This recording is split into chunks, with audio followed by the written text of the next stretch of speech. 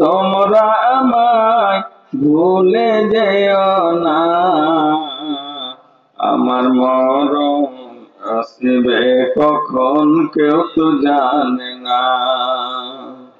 শ্রদ্ধেয় ও যোগ্যতম আজকে সভার সম্মানিত সভাপতি মহাশয় ও মঞ্চে উপস্থিত উপবিষ্ট ওলামায়ে কেরাম ও সামনে বসে থাকা ইসলাম পিপাসুদ্দিন দরদি ভাই বন্ধুগণেরা ও আমার অবলা সরলা দিন দরদি পর্দানাসীন মা ও বোনেরা, সর্বপ্রথম মহান আল্লাহ তাবারক ওয়া তাআলার অসংখ্য প্রশংসা যে আল্লাহ পাক আমাদেরকে জীবন ধারণের জন্য নানান রকমের ব্যবস্থা দিয়েছেন, যার কোনো মূল্য নেননি, দাম নেননি, চাননি।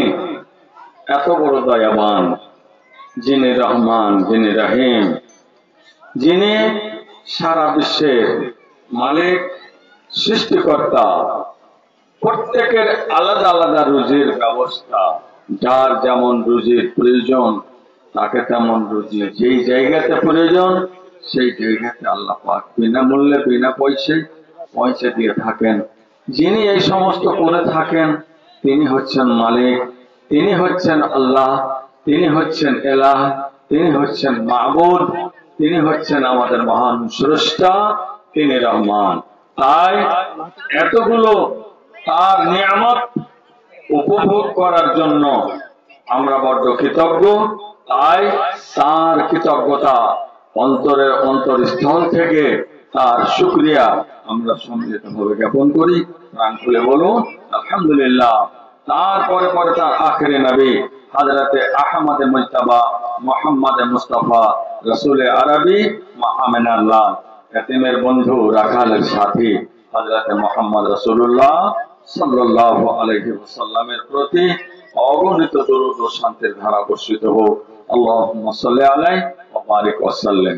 মুহতারাম ভাই সকল, আমি আপনাদের সামনে পবিত্র আল কোরআন সূরা নম্বর 63, পারা নম্বর 28, আয়াত নম্বর 10, সেই সূরাতুল মুনাফিকুন আয়াত নম্বর 10 পরিবেশন করেছি এবং তারই সাথে সাথে সূরাতুল মুলকের আপনার 12 নম্বর আয়াত আপনাদের সামনে পরিবেশন করেছি এবং নবী কুলের শিরোমণি রাসূল সাল্লাল্লাহু আলাইহি ওয়াসাল্লামের বাণী সহিহ বুখারীর একটি হাদিস আপনাদের সামনে পরিবেশিত হয়েছে। ইনশাআল্লাহ দু চারটি কথা বলার চেষ্টা করব। ওমা তাওফীকি ইল্লা বিল্লাহ। আপনাদের দোয়া শামিলে হাল থাকলে, আল্লাহর মেহেরবানি হলে কিছু আলোচনা করার চেষ্টা করব। আল্লাহ আমাদের সকলকে বলার এবং শোনার এবং মানার সুতৌফিক দান করুন, আল্লাহ আমিন। মাইকের এই আওয়াজটা একটু সরু করা দরকার, আওয়াজটা মোটা হচ্ছে। আর এ আছে মনে হয় এই আছে নাকি যে বক্স আছে, এই বক্সেই গোলমাল করছে। আর মাইকম্যান একটু কাছে এসো, মাইকে হাত লাগাও। জি, বক্সটাকে ওইদিকে ঘুরিয়ে দাও, হর্ন গুলো এইদিকে দাও, আমাদের এই প্যান্ডেলের দিকে, স্টেজের দিকে। আসুন, রব্বে কায়নাত আমাদের সৃষ্টিকর্তা আল্লাহ তাবারক ওয়া তাআলা একজন শায়ের, তিনি তার যে শের কবিতা রচনা করেছেন সেটা অতি মূল্যবান। এটা আপনাদের সামনে রাখার চেষ্টা করব। আসল জালসাটা হচ্ছে আজকে মসজিদের জালসা, মসজিদের উন্নতি কল্পে, উন্নতি সাধনের জালসা। মসজিদের কিছু একটু আলোচনা করি আপনাদের সামনে, আর সেটাও ইনশাআল্লাহ প্রমাণ সহ, দলিল সহ আপনাদের বুঝাবার চেষ্টা করি। আল্লাহ পাকের রাসূল সাল্লাল্লাহু আলাইহি ওয়াসাল্লাম এই দুনিয়ায় অসংখ্য মানুষের ইমামতি করেছেন, নামাজ পড়িয়েছেন। নামাজের যে তরিকা, নিয়ম নীতি তিনি যে শিক্ষা দিয়েছেন, সেই শিক্ষা কিয়ামত পর্যন্ত অটুট থাকবে এবং এরই মধ্যে আবার কিছু ভুল হবে, ভুলের সংশোধনের মানুষ চেষ্টা করবে। কিছু কিছু জ্ঞান গুণী ব্যক্তিরা দেখতে পাচ্ছেন নামাজে তাদের ত্রুটি, কিন্তু ত্রুটি যদি আপনি বলতে যান আপনার কথা মেনে নেবে না, বলবে যে আমি ঠিক করছি। একটা সাধারণ কথা, আল্লাহ রাসূল সাল্লাল্লাহু আলাইহি সাল্লাম যখনই নামাজে দাঁড় হতেন, সামনে ইমামতি করতেন, মুক্তাদির দিকে চেয়ে ঘুরে তাকিয়ে তিনি এলান করতেন, সফু সুফুফাকুম, মানে তোমরা নিজের সফ কাতারকে সুন্দর করে সোজা করে নাও। কেন? এটা একটা ইম্পর্টেন্ট জিনিস, আমরা গুরুত্ব দেই না যে নামাজের লাইন সোজা করতে হবে, শুদ্ধ করতে হবে, বরাবর হতে হবে। এটাতে এত কি গুরুত্ব আছে? আল্লাহ রাসূল সাল্লাল্লাহু আলাইহি ওয়াসাল্লাম বললেন, বাপুরে আমার, এই জন্য তোমাদের আমি বললাম সব্বু সুফুফাকুম, তোমরা নিজের কাতার গুলোকে তোমরা শুদ্ধ করে নাও, সোজা করে নাও, বরাবর হয়ে দাঁড়িয়ে যাও। নবী বললেন, পক্ষান্তরে নবী আমার বললেন, ফাইন্না তাসবিয়াতাস সুফুফি মিন ইকামাতিস সালাত, এই জন্য তোমাদের বললাম নামাজের জন্য দাঁড়িয়েছো, সুন্দরভাবে তোমার লাইনটা যদি শুদ্ধ না হয়, তোমার যদি লাইনটা যদি বরাবর না হয়, তোমাদের দাঁড়ানোর অবস্থাটা যদি সুন্দর না হয়, সোজা যদি না হয়, নামাজ তোমাদের পূর্ণ হবে না। কি বললেন? ফাইন্না তাসবিয়াতাস সুফুফ মিন ইকামাতিস সালাত, লাইন শুদ্ধ হওয়াটা, মানুষের শুদ্ধভাবে দাঁড়িয়ে যাওয়াটা, সোজা হয়ে দাঁড়িয়ে যাওয়াটা, এটাই হচ্ছে নামাজ শুদ্ধতার। এটি বোঝা যাচ্ছে নামাজ শুদ্ধতা, এটা একটা কারণ এবং এটা একটা জরিয়া। নামাজ শুদ্ধ হবে, সঠিক হবে, সঠিক হওয়ার জন্য লাইন সঠিক হওয়া চাই। এটা আমার কথা নয়, আপনারও কথা নয়। সহিহ বুখারী হাদিস নাম্বার 723 আল্লাহ রাসূল সাল্লাল্লাহু আলাইহি সাল্লাম স্পষ্ট ভাবে বললেন। তাই আজকে দেখবেন মোবাইল আপনি শুনবেন, কাবার ইমাম, মদিনার মসজিদের ইমাম গণ, তিনারা বারবার এই কথাটা উচ্চারণ করছেন, সফু সুফুফাকুম ইতাদলু, তোমরা বরাবর হয়ে দাঁড়িয়ে যাও, শুদ্ধ হয়ে দাঁড়িয়ে যাও। তিনি প্রথমে নামাজ শুরু করার আগেই এই কথাটা বারবার তিনি বলছেন। আর এই কথাও বলছেন, ফাইন্না তাসবিয়াতাস সুফুফ মিন ইকামাতিস সালাত। ধন্যবাদ। তো তোমাদের কাতার বরাবর হয়ে যাওয়াটা, শুদ্ধ হয়ে যাওয়াটা, নামাজ পূর্ণ হওয়ার, এটাই হচ্ছে পরিচয়, এটাই হচ্ছে প্রমাণ। অতএব আমাদেরকে এই ব্যাপারে গুরুত্ব দিতে হবে বন্ধু। আসুন, এইগুলো কাজে যারা চুরি করে, যারা শুদ্ধ কাজ করে না, তাদেরকে আল্লাহ রাসূল সাল্লাল্লাহু আলাইহি ওয়াসাল্লাম চুরির শব্দ ব্যবহার করেছেন এদের সম্বন্ধে। আসুন শোনাই। নবী বললেন, ওয়াকালান নবী সাল্লাল্লাহু আলাইহি ওয়াসাল্লাম, আসওয়া আন-নাসি সারাকাতান আল্লাযী ইয়াসরুকু মিন সালাতিহি। তিনি বললেন, আল্লাহ রাসূল বললেন, মন্দ মানুষের মধ্যে, চোর মানুষের মধ্যে মন্দ মানুষ, মন্দ মানুষের মধ্যে চুরির ব্যাপারে সবচেয়ে নিকৃষ্ট ব্যক্তি তারাই, আল্লাযী ইয়াসরুকু মিন সালাতিহি, যেই লোকটা নিজের নামাজের একটা অংশকে চুরি করে নেয়। কেমন ভাবে? তিনি বলছেন, সাহাবায়ে কেরাম অবাক হয়ে গেলেন। সাহাবায়ে কেরাম বললেন, হে নবী আমার, একজন নামাজি ব্যক্তি মসজিদে নামাজ পড়তে এসেছে, নামাজ প্রতিষ্ঠা করার জন্য আল্লাহর বান্দা এসেছে।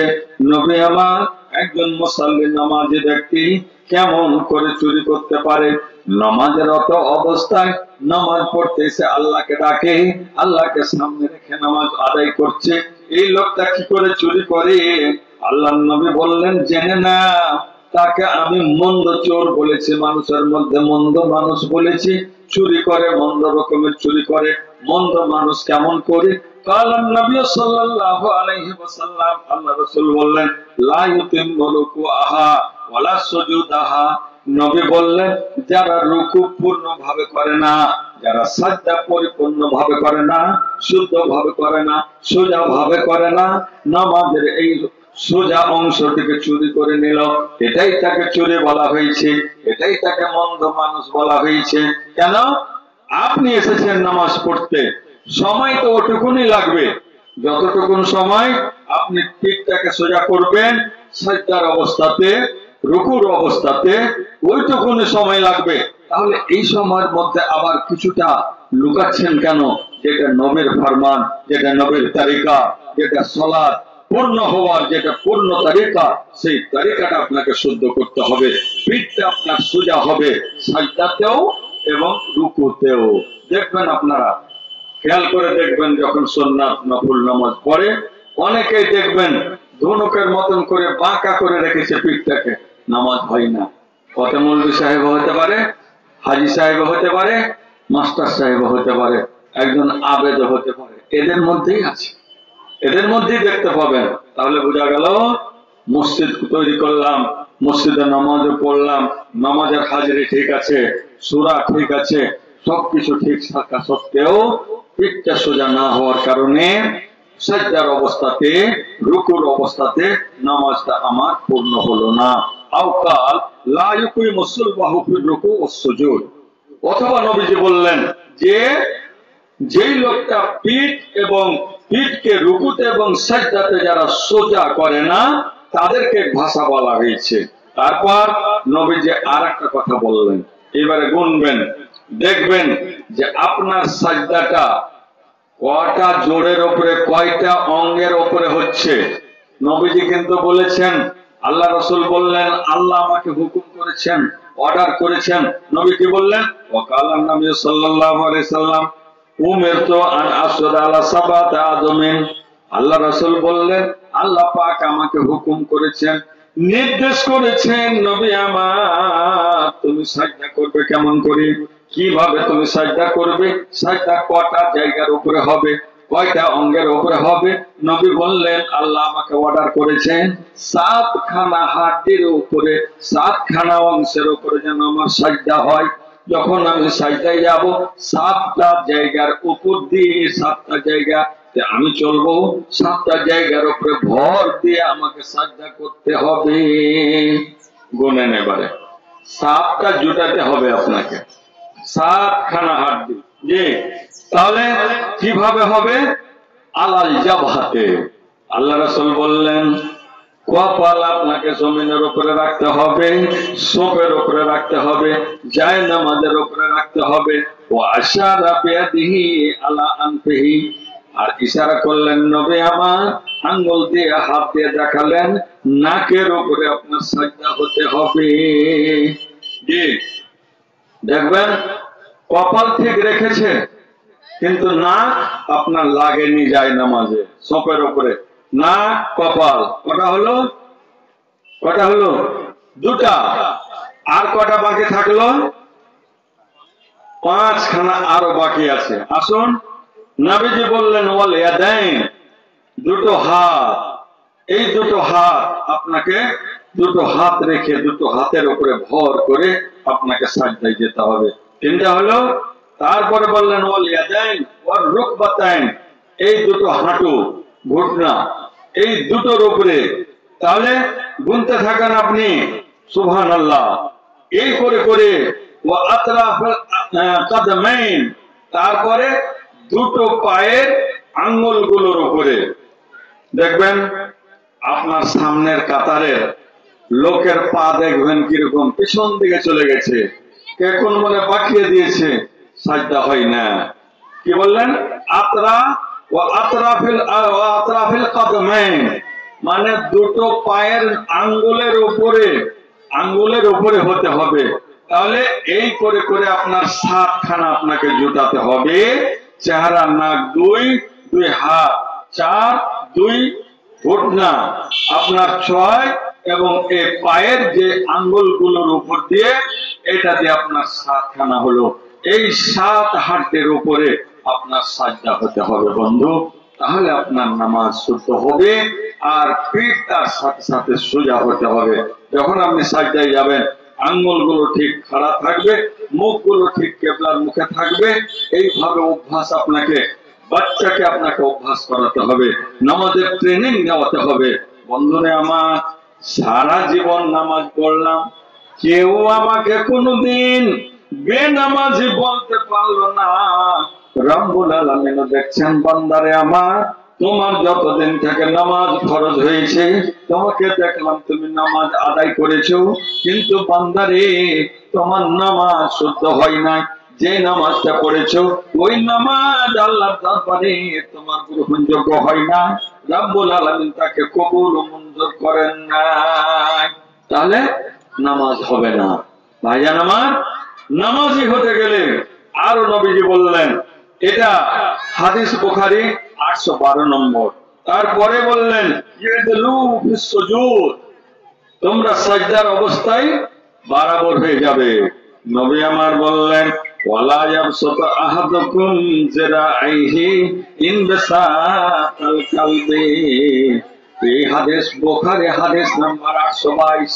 নবী আমার বলেছেন, এখানে একটা ছোট্ট ভাষা ব্যবহার করেছেন বন্ধু আমার, এই জন্য করলেন মানুষ যাতে সতর্ক হয়ে যায়, তার নামাজটা যেন শুদ্ধ হয়ে যায়, নামাজ যেন ভালোভাবে আদায় করতে পারে। আল্লাহ রাসূল বললেন তোমরা সাজদার অবস্থাতে তোমাদের পিঠটাকে সোজা করে নাও, আর তোমাদের হাতটাকে কি করবে না, কুকুর যেমন ভাবে বিছিয়ে রাখে এইভাবে তোমরা বিছাবে না। বুঝতে পারলেন? হাত ছেড়ে থাকবে। অনেকে করেন কি, হাতটাকে বিছিয়ে দিয়েছেন, করে না? অনেকে করে এটাকে কি বলছেন? আল্লাহ রাসূল বললেন কুকুর যখন বসে তখন দেখবেন নিজের আগের পা দুটোকে এইভাবে রেখে দিয়েছে। নবীজি সেই উদাহরণ দিলেন, খবরদার তোমাদের কুকুর যেভাবে পাটাকে আগের পা দুটোকে যেন বিছিয়ে দেয় এইভাবে তোমরা বিছাবে না। ভাইজান আমার, তাহলে নামাজে এই কটা জরুরি জিনিস, ইম্পর্টেন্ট জিনিস মা বোন আমার আপনারাও জেনে নেন, আপনাদের জানার দরকার আছে। আপনি কপাল ঠেকিয়েছেন, নাক ঠেকেনি, আপনার সাজদা পূর্ণ হলো না, শুদ্ধ হলো না, আপনার সঠিক হলো না। সঠিক না হলে আপনার নামাজ সঠিক হবে না। এ কটা জিনিস আপনার জানার অত্যন্ত দরকার রয়েছে। অবশ্যই আপনি পালন করবেন, যাতে করে নামাজ তো পড়েছেন বটে, চেষ্টা করেছেন, সময় লাগিয়েছেন, আল্লাহর দরবারে গেছেন, ভয় ভীতি আপনার অন্তরে আছে, কিন্তু নামাজ যেটা আপনি করলেন সেটা যদি শুদ্ধ না হয় তাহলে আপনার সবই ব্যর্থ হয়ে গেল। নবী আমার সাহাবায়ে কেরামকে ওযু করতে দেখেছেন, নবী দূর থেকে বলেছেন ওরে আমার সাহাবায়ে কেরাম তোমরা জেনে নাও, তোমরা সাবধান হয়ে যাও। আলা, নবী বললেন খবরদার। কি বললেন?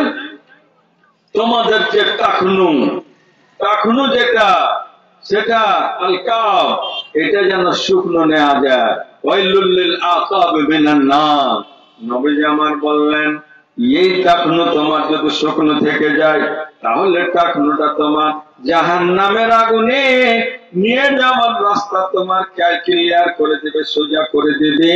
এই জন্য নবী বললেন যখন তুমি ওযু করবে তখন তাড়াহুড়া করবে না, যখন সুন্দরভাবে ওযু করবে, এই ওযু করার কারণে রব্বুল আলামিন আপনার গুনাহগুলোকে পানির কাতরা ফোটার সাথে সাথে ঝরে ঝরে পড়ে যায়। বন্ধুরে আমার, কত সুন্দর তারিকা রব্বুল আলামিন নবীর মাধ্যমে আমাদের দিলেন। আমরা ওযু করতে করতে গুনাহগুলোকে সবকে ঝরিয়ে দিতে পারলাম। তখনই ঝরবে যখন আপনার ওযুটা শুদ্ধ হবে। গল্প করছে, ওযু করছে, কোনটা শুকনো থাকলো তাড়াহুড়া করে না। একটা ইবাদতে আপনি যাবেন, পূর্ণ একবারে প্রস্তুতি নিয়ে নামাজে যান, ওযুটা সুন্দর করে ভালো করে দেখবেন কোনখান যেন শুকিয়ে না যায়। এই জন্য 3 বার করে মাসনুন তারিকা। ওযুতে একবারই হয়ে যাবে, ওযু একবার ধুলে হয়ে যাবে, কিন্তু 3 বার কেন? 3 বার এই জন্য কি যে বারবার যখন দেখবেন কোন জায়গা 3 বার হতে গেলে শুকনো থাকে না। আল্লাহ পাক বান্দাকে সূক্ষ্ম করে শুদ্ধ করে তুলবেন, যার ধরনের তারিকাগুলো আল্লাহ পাক দিয়েছেন। বান্দারে তোর কর্ম, তোর এইটুকুন কর্মই থাকবে, কিন্তু ত্রুটিগুলো যেন তোমার ব্রেনে থাকে। আর যেমনে আপনি চেষ্টা সাধনা করবেন, মনে রেখে করবেন, আপনার মনে মনে রাখার কারণে, ভয় করার কারণে আপনার নেকি বেড়ে যাবে, আল্লাহর কাছে শুদ্ধতা বেড়ে যাবে, আপনার কবুলিয়ত বেড়ে যাবে। মকবুল ইনদাল্লাহ, আল্লাহর কাছে এটা গ্রহণযোগ্য হবে বেশি।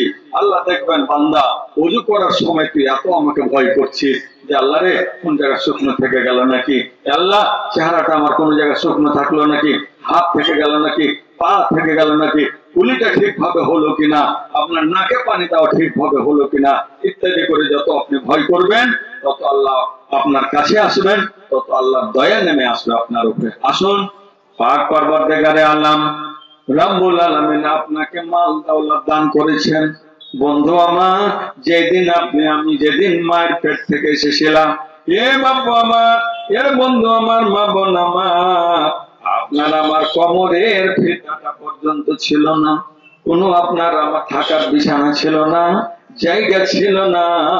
রব্বুল আলামিন এতদিন পর্যন্ত দুনিয়াতে আসার পূর্বে পর্যন্ত মা জননীকে আল্লাহ পাক এত দয়া দিয়েছেন যে আপনাকে আমাকে পেটের ঝোলাতে করে নিয়ে বাড়িয়েছেন। ওটাই আমার আপনার ঝোলা ছিল, ওটাই আমার আপনার বিছানা ছিল। পরবর্তীকারে আলাম দুনিয়াতে যখন এসে গেলাম তখন একটা সিট বেড়ে গেল। এই সিটের ব্যবস্থা যিনি করেছেন তিনি দিয়েছেন আল্লাহ। আল্লাহ দিয়েছেন মানুষের মাধ্যমে, আপনার মাতার মাধ্যমে, আপনার পিতার মাধ্যমে। এ বন্ধু আমার, মাতার ভালোভাবে শোয়ার জায়গা জুটে না, অনেক সময় নিজের সন্তানকে বুকের উপরে করে ঘুমিয়ে যায়। এ বন্ধু আমার, যাদের জায়গা অল্প আছে, আপনি পাড়া গ্রামের মানুষ, আপনার অনেক জায়গার রব্বুল আমিন দান করেছেন।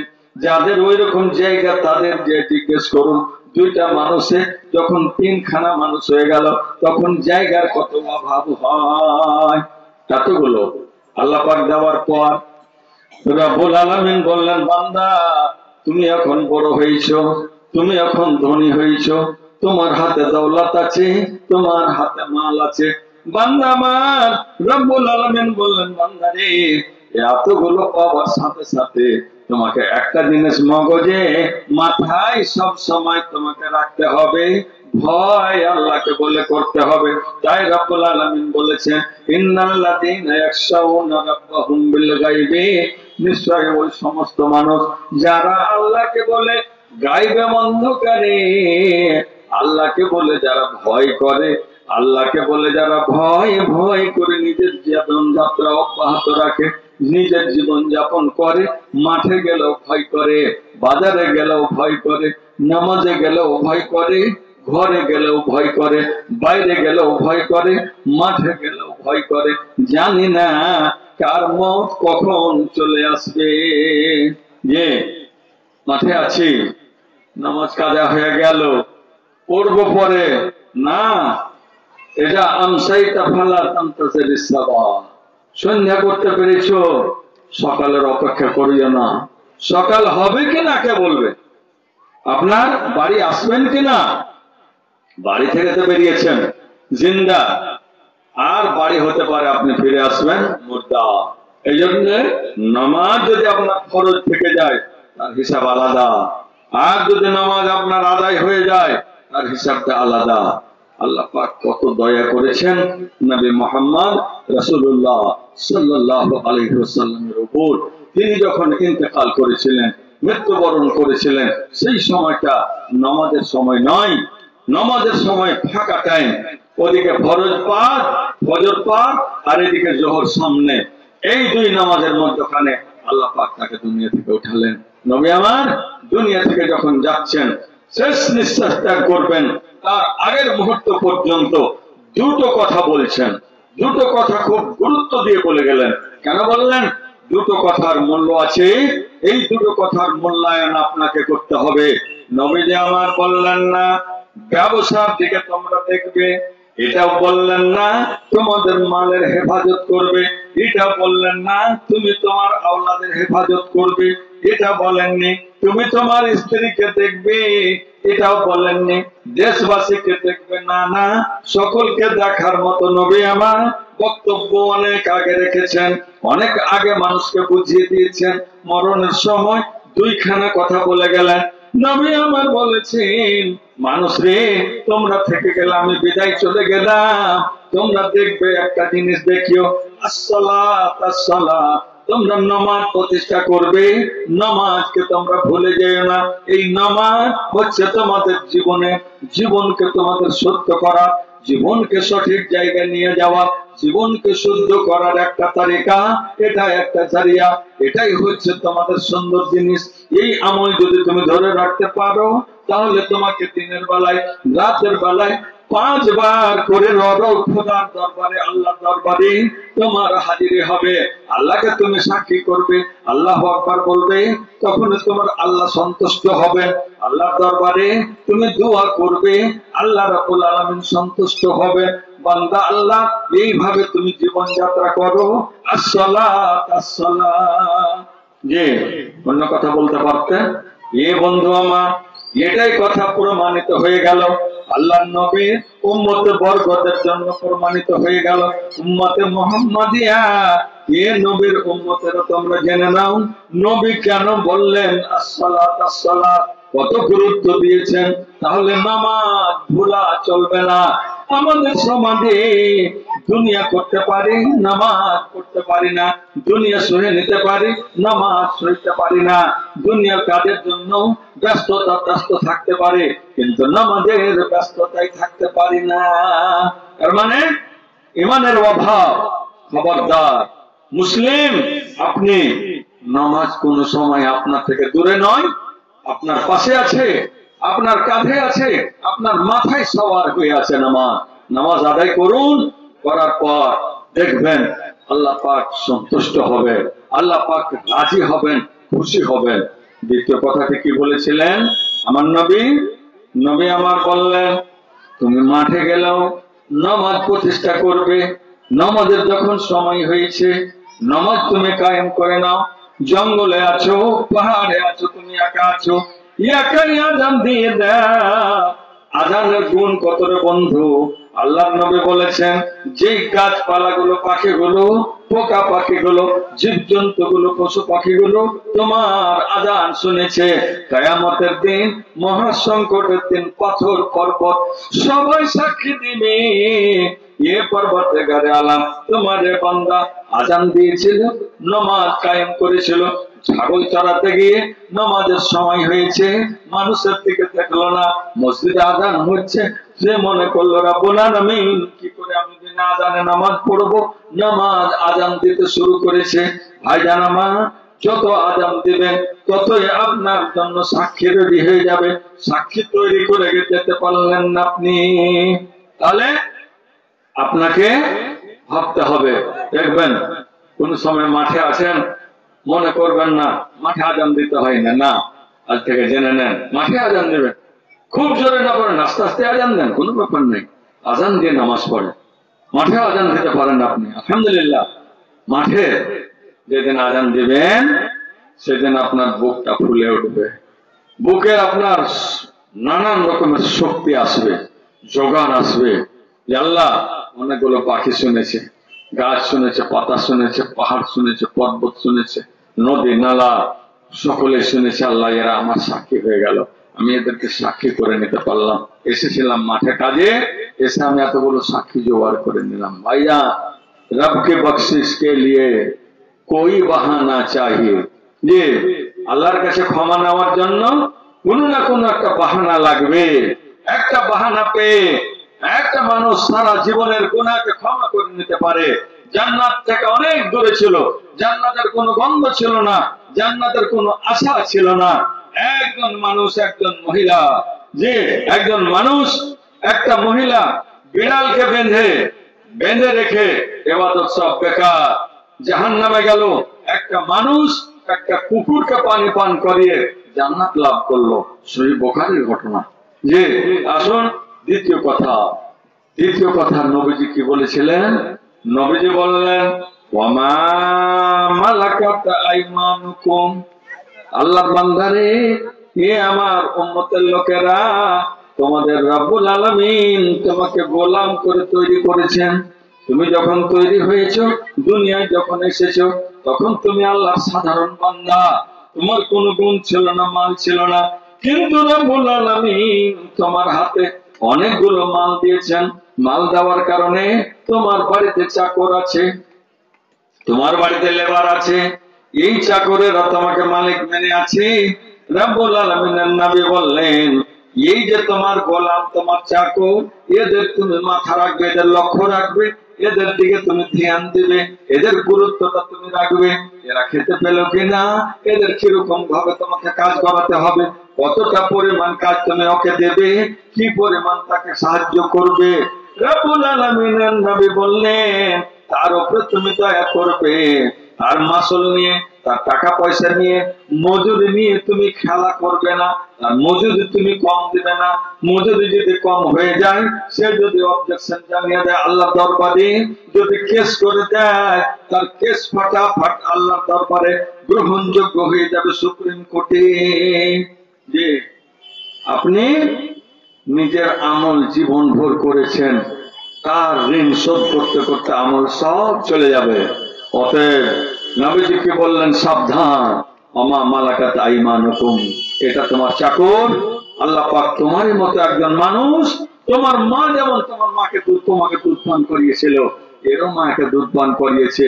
এও একটা মানুষ, এর চোখ আছে, মুখ আছে, হাত আছে, পা আছে, মাথা আছে, জিহ্বা আছে, জবান আছে, সবকিছু আছে, অথচ তুমি মালিক আর এটা তোমার গোলাম। অতএব গোলামের ওপরে তুমি মেহেরবানি করবে, গোলামের ওপরে তুমি দয়া করবে। আমরা অনেক সময়তে গোলামের, আমার আন্ডারে যারা আছে, তার দুটো টাকা যদি আমি কম দিতে পারি, তাহলে আমি নিজকে ধন্য মনে করি। নবী বললেন, না না, খবরদার, এটা তুমি করবে না। 2 টাকা বেশি তাকে দাও, খুশি করো। সেই দোয়া পড়বে, রব্বুল আলামিন, আমার মালিক আল্লাহ তুমি সুখে রাখো। আল্লাহ রে, 2 টাকা আমি বড্ড খুশি হয়েছি। বন্ধু, 2 টাকা মূল্য আপনার কাছে তেমন নেই, কিন্তু ওই গরিব 2 টাকা পেয়ে যে কত খুশি হয়েছে, কত খুশি হয়েছে, আপনি এটা অনুভব করতে পারবেন না। তফিজুল হক 100 টাকা দান করেছে, আর তফিজুল হকের মা